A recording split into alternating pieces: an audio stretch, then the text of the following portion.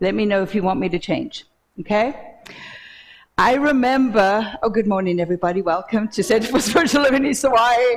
I feel like we're all already in this together already. So if you don't know, which I'm sure most of you do, I'm Reverend Beverley Strutt. I am the spiritual director here of this magnificent community, and it's my honor to do that. I grew up, or was raised in the church in Arizona that was called New Vision Center for Spiritual Living. Don't make me cry. And I remember the first day I sat on that platform and I stood there and I did my first practitioner prayer. And what that meant to me, to stand in front of a community that had not only raised me, but is welcoming into being such an important part. Dr. Ernest Holmes spoke about the practitioner as being the greatest tool, support that this teaching has.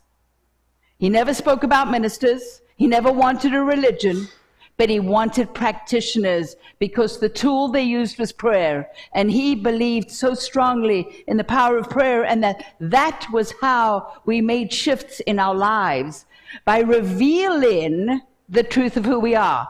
Not beseeching, not begging, not trying to get this all together, but just purely revealing within us that which was already always there. Even before our first breath, it was there, because it's all part of the makeup of the divine that is us every minute of every day. So I remember that moment very clearly. In fact, I was wearing this dress. I didn't realize I was going to do that today. I was wearing this dress. I had very, very high shoes on. And while I was trying to do my prayer, all I could pray was to keep my legs from not giving out from underneath me.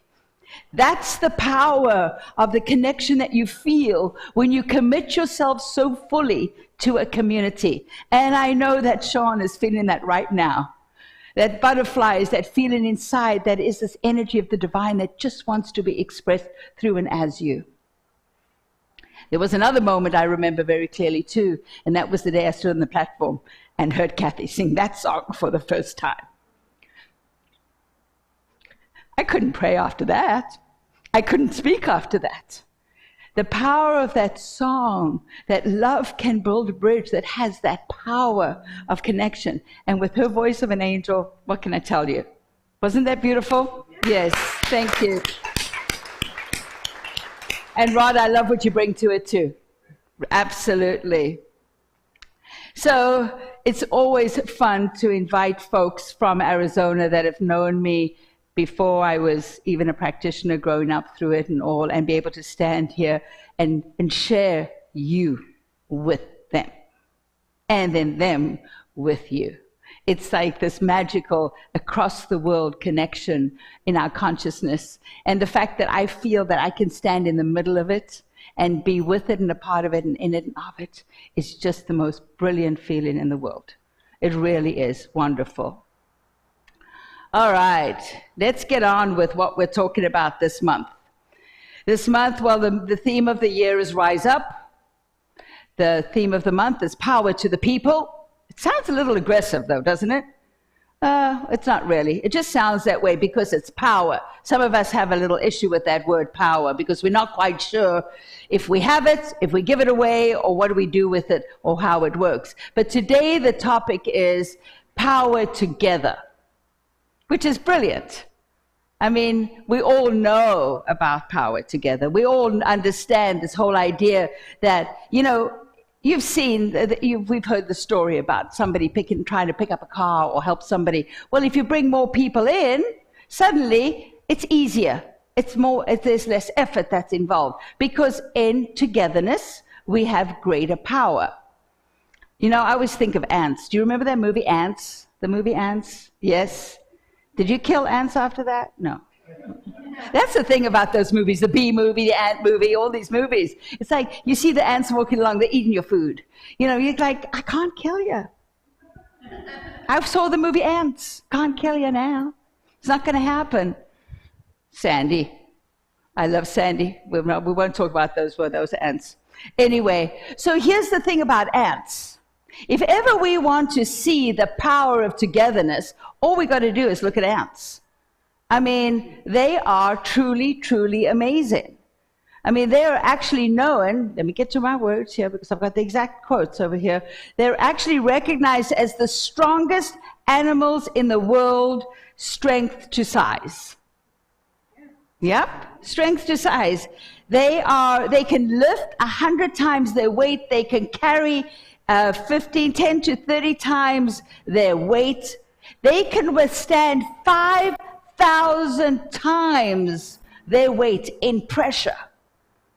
Now you know why we can't get rid of them. Because there's no stepping on an ant. 5,000 times its weight in pressure they can withstand. So when you see ants building a bridge, they do it, man. They come together, and that bridge is strong. You notice how they do it. They move forward, they look on, and the next thing you have a bridge that's crossing wherever they need to go. It's easy, it's effortless, there's no issue involved. They do it. They do it together. Nobody's going, hey, come this way. I've got a better idea. No, they don't. They work well together. Well, hello, God. How you doing in there? So the power of them working together is easy, for they all know exactly what it is they're going to be doing. They have a community of ideas. There's not one of them going, you know what, I'm not going to do this today, so I'm going to leave the most important part that I am in this, I'm just going to drop away and do it. So this is the whole idea around working together. I'll get to how us humans can do it sometimes, and it's not always that fun, but the importance of us all working together. The value of us all working together. Not just the creativity, the innovation that comes from it, but we see greater accomplishment. We see the moving forward in community, the bonding, the love that gets shared, the ideas that get shared. It is really, really important for us to come together in community to work together. But what gets in our way? What gets in our way? We get in our way. So often we get in our way. There's this whole idea about we're going to lose our identity and our power if we work together with other people. Yeah, no, that's not the truth at all. But there is this idea behind us as well that my way is the only way. Anybody? Anybody ever felt that? Had that? Seen that? Done that? Done that? Anybody done that? No, of course not. Not us. We're all cooperating all of the time. But that is not necessarily the truth. It's not necessarily the truth. Because there's so many things that go into going, okay. I understand there's 100 ways to do the same thing perfectly. 100 ways to do the same thing right. But which way am I going to do it today? Am I going to follow the vision of the person that's leading the pack? Or I'm going to go, nope, we either do it my way or we don't do anything at all. Or I'm not going to participate. So we get in each other's way. There's a great deal of value, though, in working together, especially in community, because we're like that big rock tumbler, right? Where we all jump in it together and we're all polishing off our edges. And when we work together, it's a great example of doing that, right? When we all want to get together, we want to work together every minute. No. But we are encouraged to do it. We're encouraged to do it because when we do work together, we truly get to feel that we belong. And belonging is so important for longevity, for our lives, for knowing that we have an unconditional support system around us. So how do we work through these times and places where it feels like we can't fit in because we're not in agreement with what is going on. And there's a term that we've come up with here, and it's called loving support.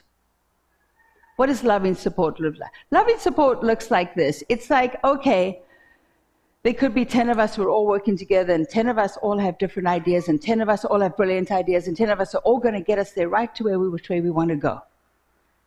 And loving support is when we go, I don't need to do it my way today.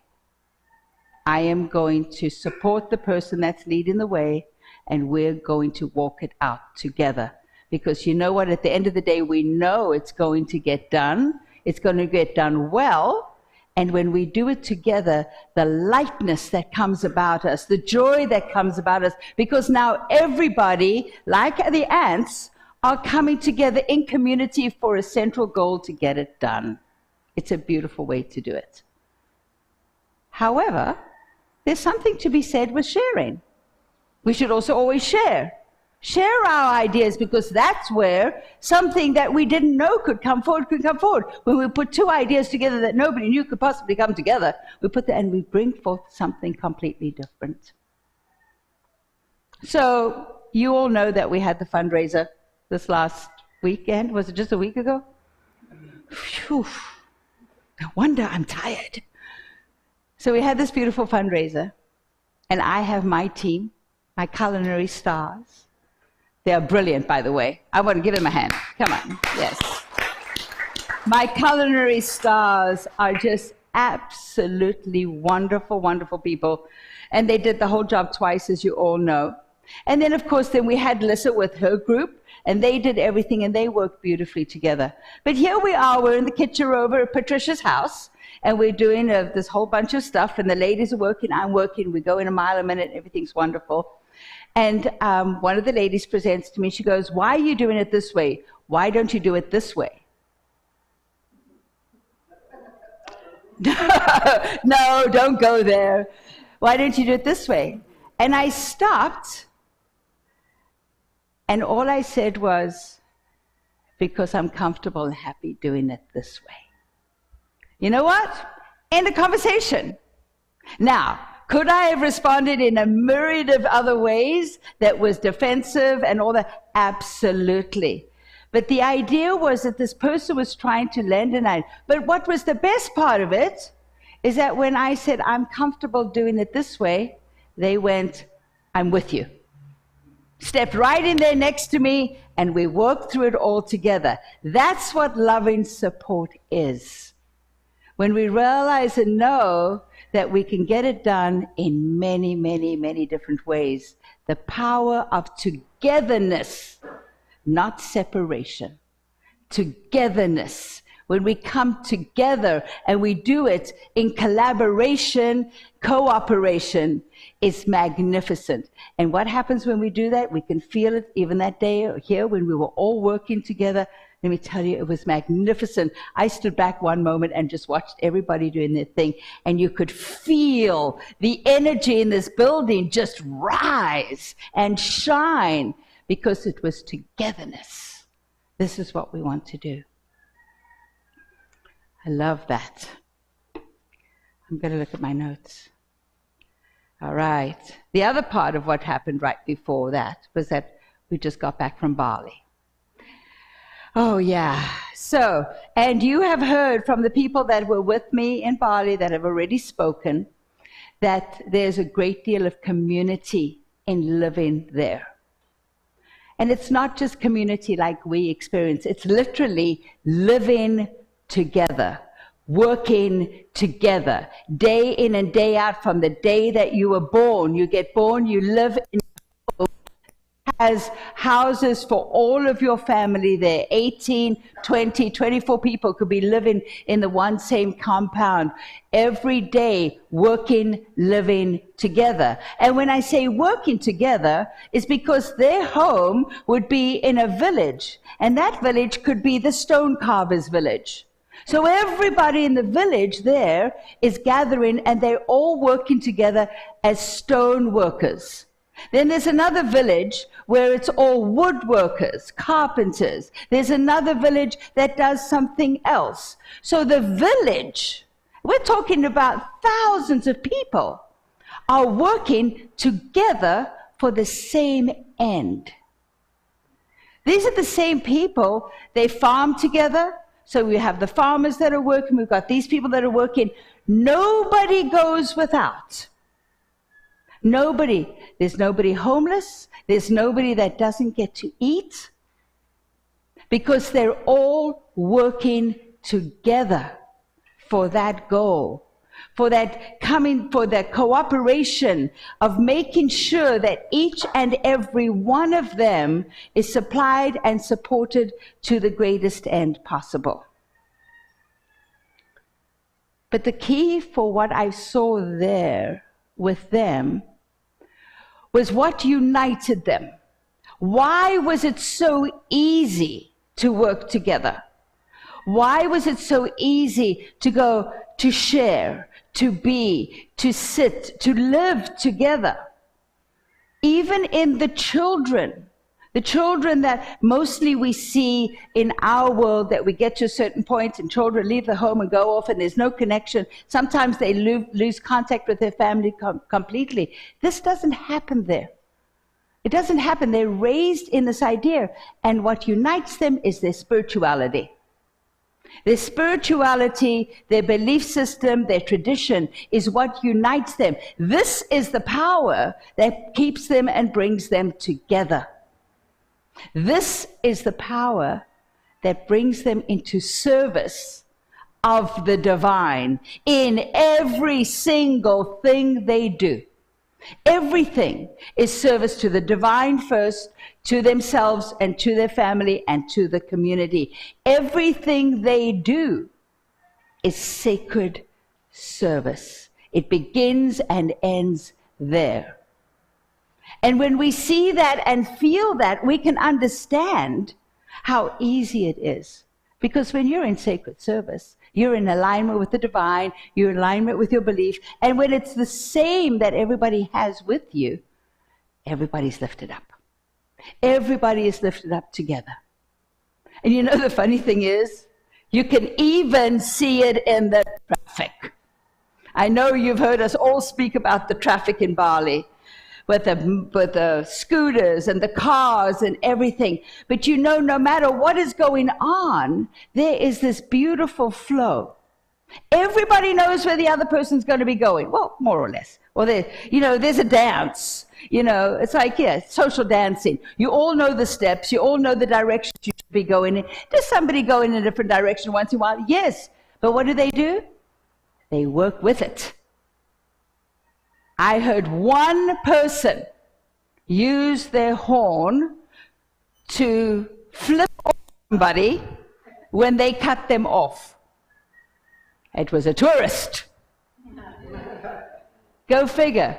Because this is the dance. This is the unitedness in their spirituality. This is how they serve. And because it is so natural to them, they live in this flow. They live in the power of togetherness. They thrive in that. They've been doing it for centuries. But we can also do that if we choose. We can also start working in that direction. I have a quote here from Myrtle Fillmore. She says, "When we come together in the Spirit, we are all one in the true place of the Most High. Our words become charged with great healing power to go forth and do mighty work." So this idea of being together, working together for the greater good of humanity, for the greater good of our own community, the greater good of ourselves. Don't forget, just because we're individuals does not mean that we're not part of the whole. Look at snowflakes. They make a magnificent bag. There's no two alike, and yet when they're together, they are beautiful. This is the same with us. We are the same. But the greatest way that we can work together, all of us, whether we're here, whether we're in Arizona, whether we're in Bali, it doesn't matter where we are in the world, is coming together in consciousness. That's the key. Working together physically is fantastic, Absolutely. It's brilliant to rub up against somebody, to feel that connection, to feel the love transported right there and then. But when we can meet in consciousness, that's where we do the work. That's where we make a difference in this world throughout, no matter what is going on. In consciousness is where we do it. And of course, the greatest tool of consciousness is prayer. And this is where we want to go. Don't forget that. So often we go, well, what can I do? I'm a single person, one little person in this big world. Pray. Right away. Don't go, well, the least I can do is pray. No, the most you can do is pray. We're getting together in consciousness is where we want to be. So what I love about our teachings is we don't leave anybody out. Nobody out. Doesn't matter what you believe. It doesn't matter what path or faith tradition that you're on. You are welcome here. That's the first and most. And our teaching wraps their arms around everybody. We're all these magnificent expressions of divine right here, right now. We have the same consciousness. We have the same universal mind that we all connect to.